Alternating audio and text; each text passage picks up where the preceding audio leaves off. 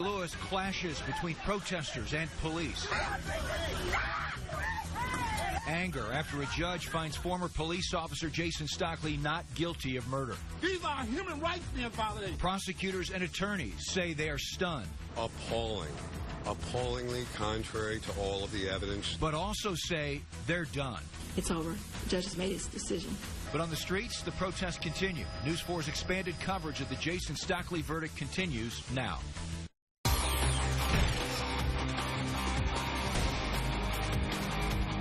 We welcome you into News 4 at 6. Sky Zoom 4 is above the scene in downtown St. Louis, and you can see the tensions have escalated in the last few minutes since we've been away on break.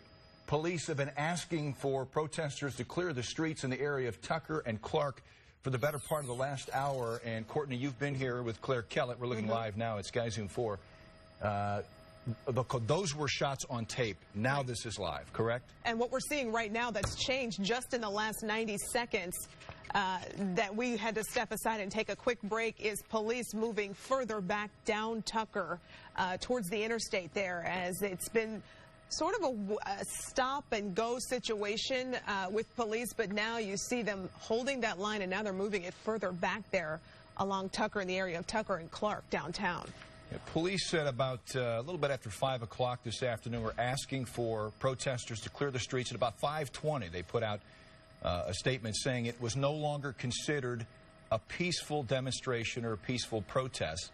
And the scenes we saw at the top of the 6 o'clock hour here were from the 5 o'clock hour, in which there was pepper spray and mace used on some protesters who were not complying with police wishes. Now, to be fair and give you an accurate picture of what we've seen for most of the day, is most of these demonstrations have been peaceful. It's been several hours since the verdict came out this morning. We want to go to our Ray Preston, who's been there on the ground, right in front of the Mauricio's Pizza, just opposite City Hall. Ray, what are you seeing now? Thank you. I had just get a bottle of water from this nice gentleman before he walked away. He offered me a bottle of water. We need it down here, trust me. A few minutes ago, that line of police officers behind me was up here, and as you said, Courtney, they've started moving back.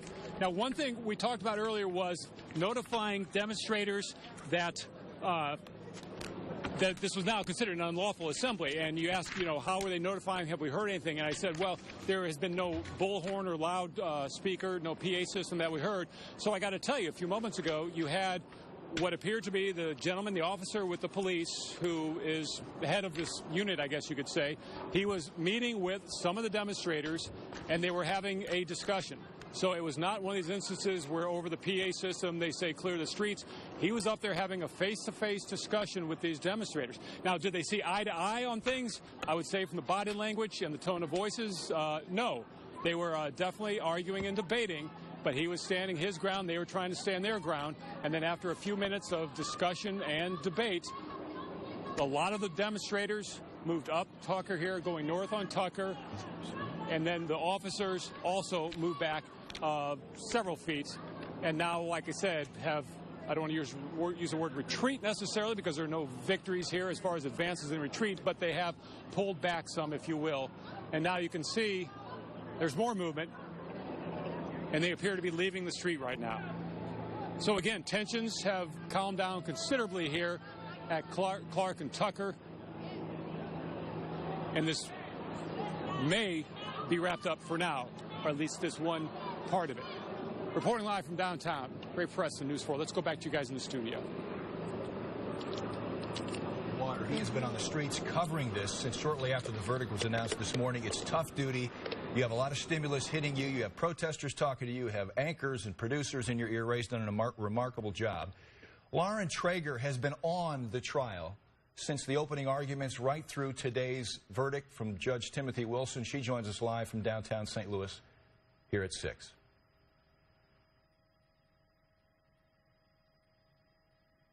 The courthouse where, of course, this controversial trial took place. You can see that the courthouse is barricaded. There's caution tape up around it, and there are still some sheriff's deputies right now outside of it assessing the situation. But we have observed some of these demonstrators starting to stream our way just a little bit as perhaps the crowd starts to break up a little bit. But again, this is where that trial happened.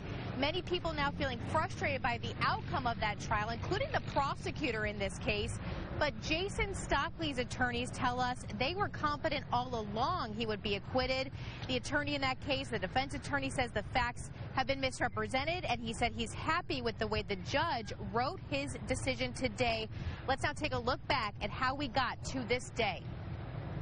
The incident happened in 2011 and was caught on various videos, including police dash camera video, surveillance video, and cell phone video.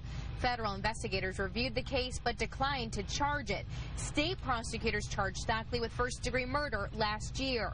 The trial in the case lasted about 5 days, over 2 weeks, with Stockley taking the stand in his own defense. Circuit Attorney Kim Gardner says they did meet their burden of proof, and she stands by the charge of murder in the first degree. Gardner, the city's first African-American state prosecutor, says she, too, is frustrated. In too many of these communities, there is a feeling of hopelessness, and that the system is rigged against them. She says they'll now work to change how other officer-involved cases get investigated. We have about 25 cases.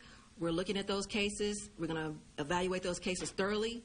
We're going to do the best. But we are asking resources for independent investigation as we go forward. Now, Gardner says she does want to see some changes in how these cases are investigated. She wants to see some changes in the law. She said these cases, of course, are, as we've seen around the country, sometimes statistically, they do often end in acquittals. It's just very difficult to prosecute these kinds of cases, she says. But she did say that she is urging peace and calm as well. She does not want to see any destruction. Now, the judge in this case, important to note, there was no jury. Jason Stockley waived his rights to a jury trial, so only a judge decided this case. He was here at the courthouse this morning to render that verdict in a written order, but we're told he was escorted away by security. Guys, back to you. All right, Lauren, thank you. We're just getting word the governor has been monitoring this situation as protesters continue to demonstrate in downtown St. Louis, and that he just received a local emergency operations briefing. Our Matt says he has been following the governor's track for most of the day, and Matt, you're now at Tucker and Clark, where protesters seem to have police seem to have been leaving that area in just the last several minutes. Yeah, Courtney, where did all the police officers go, right? Well, we found out that they all retreated back and they went into the St. Louis Police Academy. There's an open garage door there. And so that's where they're right now huddled in. We understand that Mayor Lyda Krewson is about to make an address. Let's go to her right now. And informed as developments occur. This is a serious moment for us. Unfortunately, some events downtown and around the area have been canceled, but I'm confident that through it all, city staff and our police and fire departments will continue to do their jobs professionally and competently. And the chief is now going to visit with you about some of the specifics, so thank you for being here this evening. Chief O'Toole. Thank you, Mayor. Good evening. I'd like to echo what I said earlier.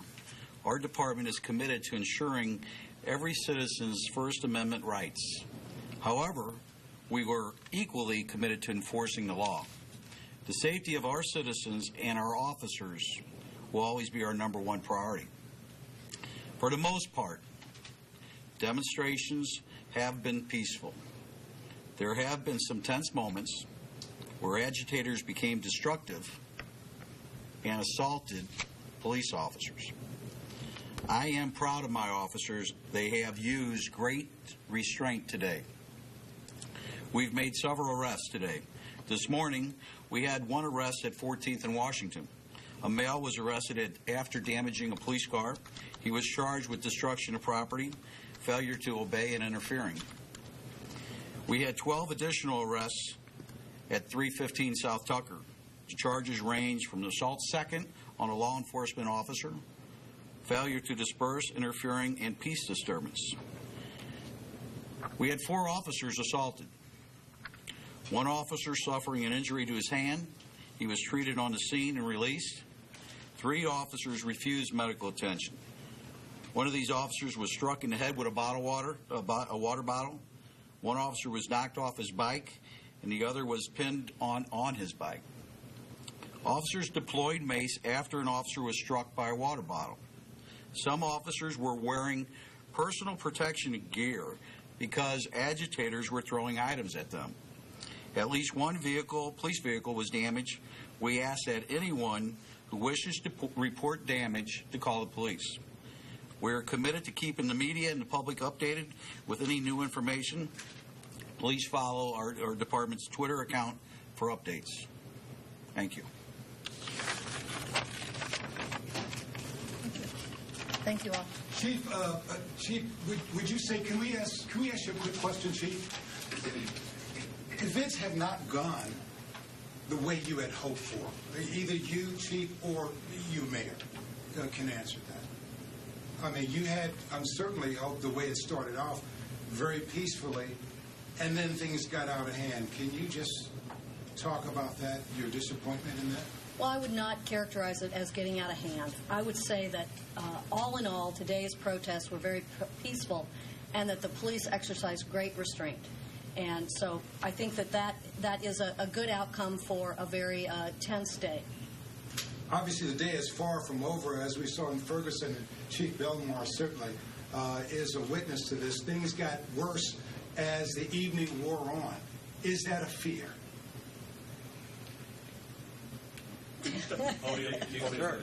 Sure. You know, I would say that what happens at night, and I think that's what you're alluding to, right? Yeah, Ferguson, it got worse. Is it your fear that will be... It got worse when?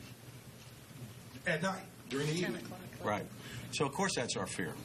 And it's a reasonable fear. So we know that there's a lot of events that are happening in the city.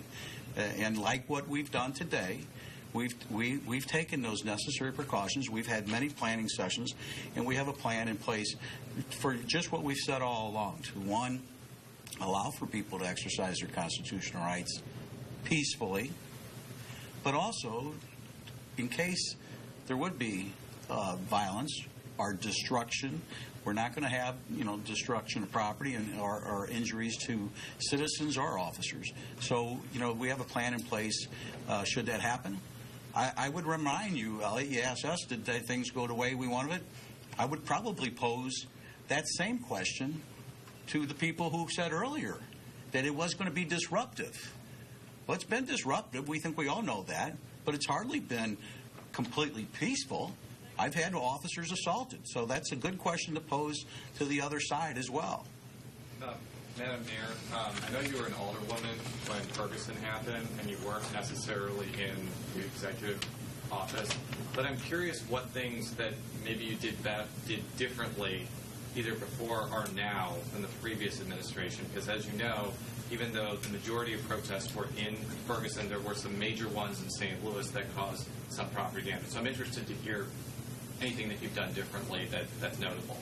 Well, to be honest with you, Jason, I wasn't in the previous administration, so I don't know exactly what they did. I can only speak really to what we're doing here today, and that is to attempt to keep everything as peaceful as possible, recognizing that people have the right to protest, and the police department will keep those people safe and try to keep our own citizens safe, too. So I can't really comment on what the previous administration did.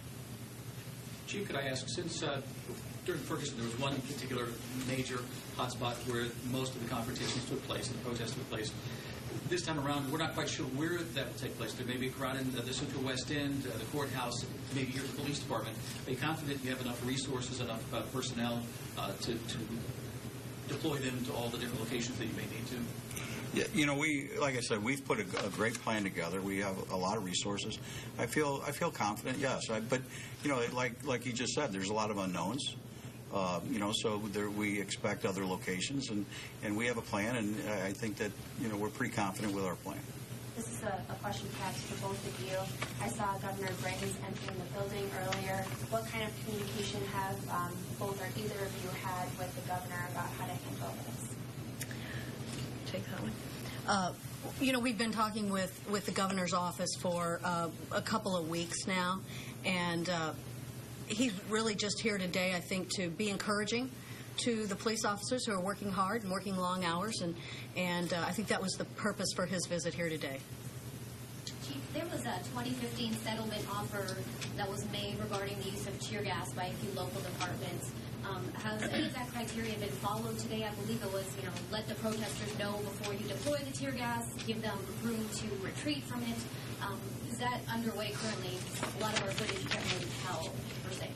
Well, but also in that order was that if officers didn't have the time to give those orders because they were under attack, we would be allowed to deploy chemical munitions. And so we're following the judge's order from there. We have orders in place. An order was given a short time ago for people to disperse. Many of them dispersed. We didn't use chemical munitions. So we're fully aware of that order, and we are following that order. But again, that order also contained language in there that said if there's not time for that because we're under attack, that we can utilize chemical munitions. Thank you all. One more question. I know that there are like. All right, a very confident, calm interim police chief Lawrence O'Toole conducting a joint press conference with St. Louis Mayor Lyda Krewson as you take a live look from street level at police officers boarding a bus. The update from the press conference, 13 have been arrested today. 4 police officers, according to O'Toole, have been assaulted. 1 needed treatment, 3 declined treatment. Both Krewson and O'Toole calling today's protest, quote, largely peaceful. The big question, what happens at night? And even the interim police chief acknowledging, of course, that's the fear, and it's a reasonable fear, and we will see as night falls. But so far, largely peaceful, according to 2 of the leaders of the city. And what we're looking at right now, police who we've seen holding a line there, they had gone back into the St. Louis Police Academy during the joint press conference. Matt Cesny is on the ground there. Matt, it looks like police are changing locations. Yeah, you could say that. We don't know if there's a shift change ahead or not. I know we know the police are on 12-hour shifts. I just don't know when these officers started or if their 12 hours are up. But right before that news conference, we were mentioning where all the police went and how strategically advantageous this was to have the police academy here, because a lot of officers went in there probably to cool off and get some of that equipment off. But they are boarding a bus now, so we don't know if they're headed somewhere else. We know a lot of protesters and demonstrators have left this area. You know, a good 30 minutes ago, you couldn't even move through here with the police lines and all the demonstrators. But now there seems to be a lot of the stress of the situation has been all removed as these officers get their gear off, get on a bus. I'll take a walk over here slowly and show you this intersection at Tucker and Clark. And as you can see, everybody's just about gone. There are a few people straggling around, but they're on the sidewalks. We've actually seen traffic start to move on Tucker again. We don't want to suggest by any means that this demonstration or protest is over. They're just beyond our sight right now at this intersection, and it's very possible a lot of the demonstrators went back towards Market Street and may have wrapped around behind City Hall. We don't know. But it also makes you think about the scene we saw here some 20-25 minutes ago with all these police out here in riot gear, both the city and the county. It was a very large show of force as they came in on the demonstrators, then retreated back. It's possible that this was just a strategic move by the police to try and make a show and let that situation de-escalate a little bit. We are still seeing a lot of police cars, though, moving around as I look down Clark. So not by any means is this over, but certainly this scene certainly seems a lot less than what it was 30 minutes ago. We're live downtown. Back to you guys in the studio. All right, Matt, thank you. Well, the verdict clearly angered many in the community, but it came as a relief to Stockley's defense team this morning. This is what his defense attorneys had to say when we reached them this afternoon. Look, everybody has a right to an opinion, but you don't have a right to your own set of facts.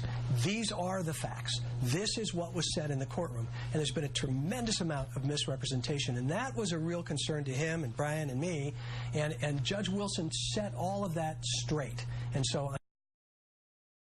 Of course, very few were in the courtroom from start to finish. Lauren Traeger's had great perspective throughout this trial because she was there from the opening arguments until today's verdict was made public. One other note I want to mention about maybe it's possible the end of Matt's live shot is that police forces are being deployed elsewhere. Remember, there's a balloon glow in Forest Park. Right. That's going to need security. And also there were reports that there may be a protest in the central West End tonight. We're monitoring those situations this evening.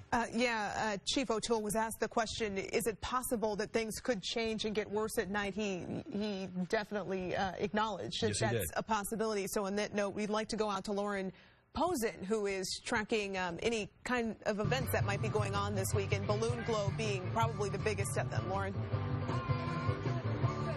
That's right. This is one of the events that have not been canceled as of yet. Take a look behind me. You can see people are arriving here. They're getting set for the Balloon Glow, which is set to start at 7 o'clock. This is the 45th annual Balloon Glow, and tomorrow, of course, is the race. I talked to organizers today. They told me everything is a go, and I asked them about security. Here is what they told me. And you can see here, more people are here. They're lining up, waiting. This is where the main stage will be. Security is, of course, in everyone's minds. I asked officials what they are expecting for tonight, and here's what they told me. We've been following the news just like everyone else has, and of course it's concerning, but we have a long-standing tradition at the Great Forest Park Balloon Race of a wonderful family-friendly event. We've been working very closely with our partners in the city, and we are trusting and relying on them to keep the public safety. I've spoken with some people here already, obviously, and some people told me they were thinking of staying home. They've said that some of their friends were staying home. Others said they want to enjoy the night and continue on with the Balloon Glow. So we'll see what happens. Again, organizers here are staying in close contact with the police, and of course we will as well, and we will let you know of any updates or changes. Of course, there were many events that were canceled, so please go to KMOV.com for a list of all those events. Reporting live in Forest Park, Lauren Posen, News 4. All right, Lauren, thank you. The not guilty verdict was handed down around 9 o'clock this morning in a 30-page ruling from the judge. It offers some insight into how Judge Timothy Wilson came to his decision. Chris Negus has been busy today reading the entire verdict, and he's here to explain what influenced the judge's decision. Steve, Judge Wilson doesn't believe the prosecution proved its case beyond a reasonable doubt. He stated fear of criticism would not be allowed to sway his decision, and he wrote about the evidence offered up by the state, including the fact that Jason Stockley violated department policy by possessing his own AK-47 while on duty. Judge Wilson writes, the state made much of the fact that Stockley was in possession of an AK-47 pistol. He goes on to say, there is no evidence he ever fired this weapon, and while Stockley's possession of the gun might be a matter for departmental discipline, it is not relevant to the criminal charges here. Attorney Anthony Gray, who represents Smith's mother, believes it's relevant. It goes to his mindset, his propensities, and I think it's supportive of a person who would otherwise use reasonable force compared to someone who perhaps would use unreasonable force. Wilson's ruling goes on to say, no one promised a rose garden, and this surely is not one. Missouri law requires that the trier of fact be firmly convinced of the defendant's guilt in order to convict. This court, as the trier of fact, is simply not firmly convinced of defendant's guilt. Anthony Gray, the attorney for Smith's mom, says although the criminal case is over, he cannot rule out future civil action against Stockley, but he and Al Watkins, the attorney for Smith's daughter, both contend the not guilty verdict will make future civil action more difficult. Live in the newsroom, Chris Negus, News 4.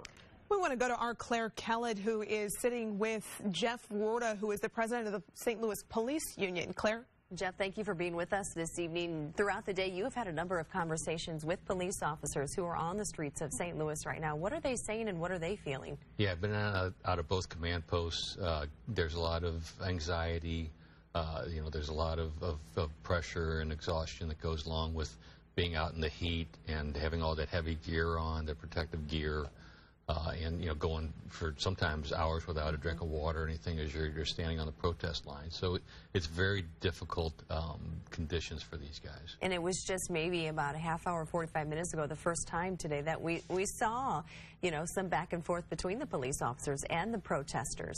Right. Yeah, that's certainly not off limits. If there's a chance to diffuse situations by engaging protesters in a friendly way, our guys are trained to do that and to take advantage of the friendly protesters and make the best out of any kind of relationship you can build with them. It's really hard to turn violence against cops when you engage them on that level. Any of the officers talking specifically about the verdict that came down today? Yeah, they're just concentrated on protecting the public, protecting the property downtown and in other areas. You know, this response would be no different if Jason had been found guilty. The cops out there would still be engaged in the same exact response tactically. And you have had the opportunity to get to know Jason Stockley on a personal level. Yeah, this has been very difficult for him. He's a good man. You know, he's a West Point grad, graduated at the top of his police academy class, widely respected by the officers that he served with. And, you know, I hate to see what he's gone through. At the same time, you know, I'm very sympathetic for the Smith family and their loss. But, you know, we can be sympathetic for the family's loss and still remember who was really responsible for it. And obviously it's been light out throughout the day, the daytime protest. What are officers thinking as they approach the evening? I mean, we're right close to sunset here. Yeah, we used to call it shift change when we were out in Ferguson. You know, during the day, the protests were largely peaceful, and during the after hours, the dark hours, they tend to be very violent. And, you know, you could almost see that second shift of protesters coming in. And, you know, to see what we've seen today with some violence already directed at the police, several objects being thrown at the police, 4 officers injured already, and a number of out-of-state agitators I've seen as I've been going around witnessing what's going on out there. I mean, it makes me nervous, it makes them nervous, and I hope I'm being unnecessarily nervous, and I hope the after hours, the dark hours, don't hold violence for us. Yeah, Jeff Rohr with the St. Louis Police Officers Association, we appreciate your time this evening. Glad to be here. Stephen Courtney? All right, Claire, thank you. Courtney, today's protests have forced a lot of people to make tough decisions. We referenced the balloon glow that's going on in Forest Park this weekend. Not an easy decision to go ahead and have that. And then other businesses have had to make decisions today, and many of them in downtown St. Louis, in fact, closed.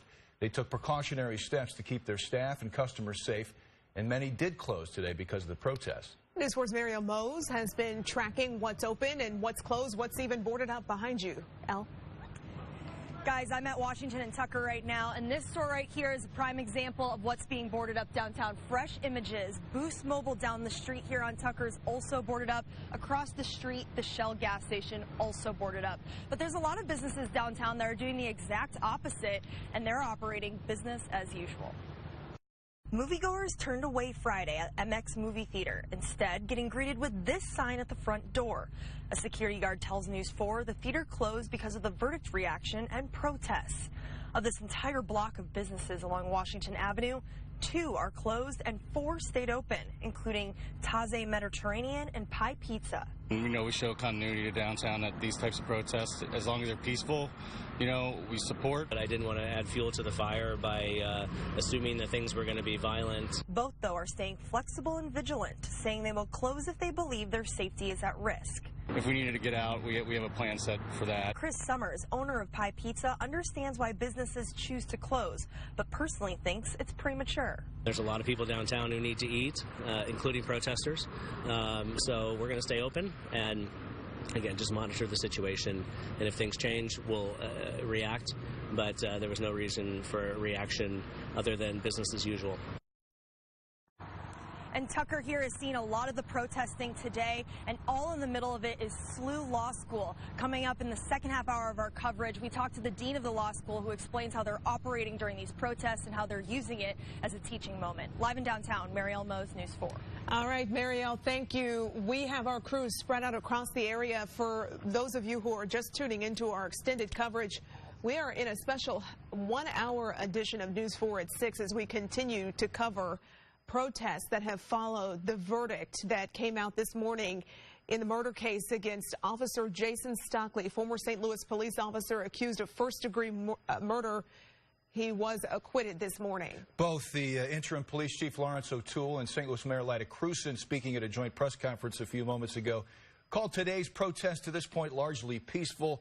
There have been 4 arrests made, according to 13 arrests made, according to the interim chief. 4 officers, according to O'Toole, were assaulted, 1 needing treatment, 3 declining treatment. Ray Preston has been at street level along Tucker all afternoon, monitoring the events and Ray, things look a lot different now than they did 30, 45 minutes, an hour ago. Oh, you're exactly right. This whole scene has been changing throughout the day. This is Tucker and Market. Now, this is in front of the Carnahan Courthouse. This is where everything began this morning. Shortly after 9 o'clock, the verdict was delivered shortly before 9, but within minutes, I guess you could say, several longtime community activists were linking arms, walking in a circle around the